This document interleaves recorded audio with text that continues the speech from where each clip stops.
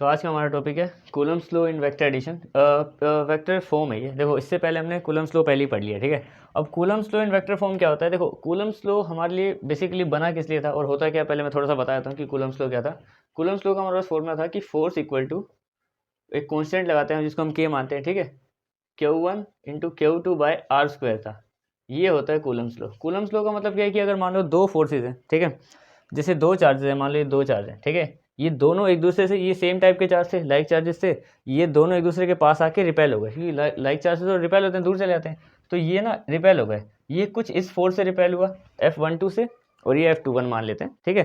तो ये दोनों अलग अलग तरीके, अलग अलग जगह पे निकल गए, ये इस जगह पे, इस जगह पे, ठीक है। तो उस फोर्स को निकालने के लिए कूलम्ब्स लॉ बनाया गया था, जो F की वैल्यू बताता है हमें, ठीक है, कि फोर्स क्या है। लेकिन अब ये वेक्टर फॉर्म क्यों बनाई गई है? वेक्टर फॉर्म का मतलब है कि देखो, अब इसके ऊपर जैसे मान लेते हैं, इसके ऊपर मैंने वेक्टर लगा दिया F12 वेक्टर या फिर F21 वेक्टर, ये बताएगा पर्टिकुलरली कि इस वाली फोर्स को F12 को निकाल रहे हैं या F21 को निकाल रहे हैं। और कभी भी अगर हमें क्या करना है, अगर इसका यूज़ करना है, जैसे कि वेक्टर फॉर्म का यूज़ करें हम, जैसे तो पर्टिकुलर इस जैसे ये फोर्स है, इसको निकालने के लिए करेंगे, ठीक है। अब इसमें हमें एक यूनिट वेक्टर ऐड करना पड़ेगा जब भी हमें कोई भी, जैसे इस फोर्स का निकालनी है डायरेक्शन, ठीक है, इस डायरेक्शन की फोर्स निकालनी है, इसकी निकालनी है, तो यूनिट वेक्टर ऐड करना पड़ेगा। यूनिट वेक्टर क्या होता है बताया था। इतना बेसिक तुमने 11th में पढ़ ही लिया होगा वेक्टर का। देखो मैं तो बताया था, वैसे भी 11th में हमने एक टॉपिक पढ़ा था कि यूनिट वेक्टर क्या होता है। यूनिट वेक्टर क्या होता है, जैसे कोई भी एक वेक्टर है, मान लो कि ये ए वेक्टर है, अगर इसके ऊपर एक ऐसी कैप लगी हुई है ना, तो ये यूनिट वेक्टर होता है, ठीक है।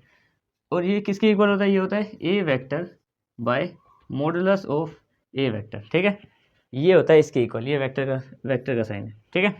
साइन सही से बनाता हूँ, ये थोड़ा और ठीक कर देते हैं इसको ये, ठीक है। यूनिट वेक्टर किसके इक्वल होता है? वेक्टर अपॉन उसी वेक्टर का मोड, ठीक है। अब हमें यहाँ देखना है कि इस यूनिट वेक्टर को जब भी हम ऐड करेंगे इसमें, तब हम लोग किस तरीके से वेक्टर फॉर्म को अप्लाई करेंगे। देखो पहले मान लो कि मैं फोर्स ये वाले निकाल रहा हूँ, ये निकालते हैं हम, फोर्स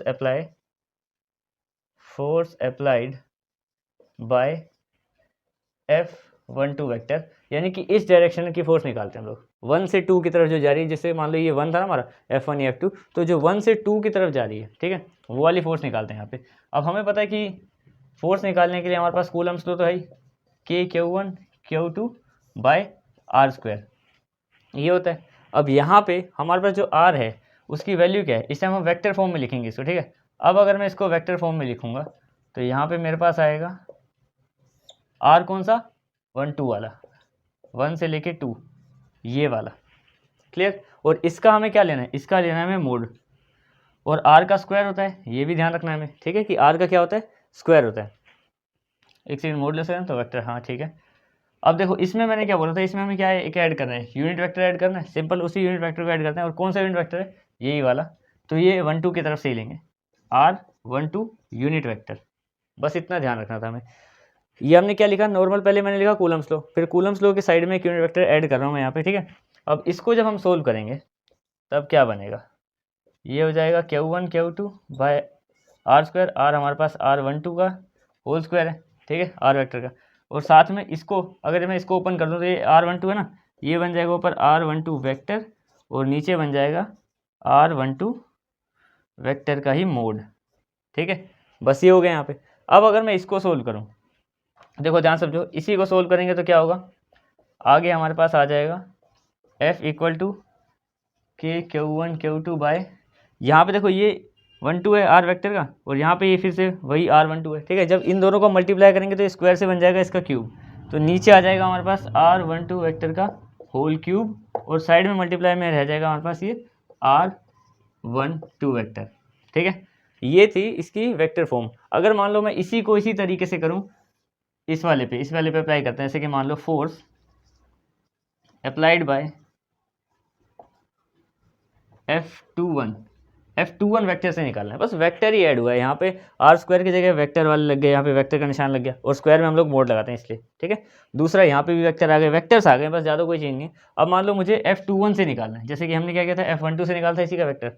अगर 21 से निकालना है तो क्या करेंगे, सेम यही आएगा, बस क्या क्या चेंजेस होंगे, Q1 बाई Q2, और नीचे आ जाएगा हमारे पास R21 वेक्टर का क्यूब, और यहाँ पे आ जाएगा R21 वेक्टर, ठीक है। तो ये था हमारा Coulomb's law in vector addition. इसमें बेसिकली हमें क्या पता चलता है साथ में डायरेक्शन भी पता चलती है। जो कूलम्स लॉ था वो हमें सिर्फ फोर्स निकालना बताता है, और वेक्टर जो है ना, वेक्टर फॉर्म, वेक्टर बताती है कि इसकी डायरेक्शन वाली फोर्स निकाल रहे हैं या इसकी डायरेक्शन की फोर्स निकाल रहे हैं। ठीक है, दैट्स इट।